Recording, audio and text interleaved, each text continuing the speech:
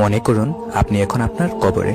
ফেরেশতা আপনাকে বলল আপনার আমল নামায় 999টি ভালো আমল রয়েছে, তার বিপরীতে 998টি বদ আমল আছে। তাই আপনাকে অভিনন্দন, কারণ আপনি জান্নাতে যাচ্ছেন। আপনি অনেক খুশি হয়ে গেলেন, কিন্তু হঠাৎ করে আপনার পাপের সংখ্যা বেড়ে 1000-এ দাঁড়ালো এবং ফেরেশতা আপনাকে বলল আপনি সোশ্যাল মিডিয়ায় গানের যে ভিডিওটা শেয়ার দিয়েছিলেন, কেউ একজন তা মাত্রই শুনেছে।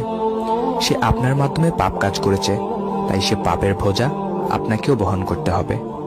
আপনার বদ আমলের পরিমাণ বেশি হওয়ায় আপনাকে এখন জাহান্নামে যেতে হবে।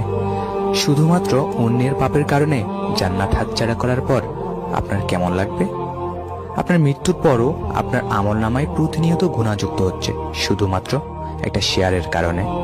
এখন বুঝতে পারছি তো ফেসবুক অথবা সোশ্যাল মিডিয়ায় নাচ গানের ভিডিও শেয়ার করা কতটা ভয়ানক হতে পারে।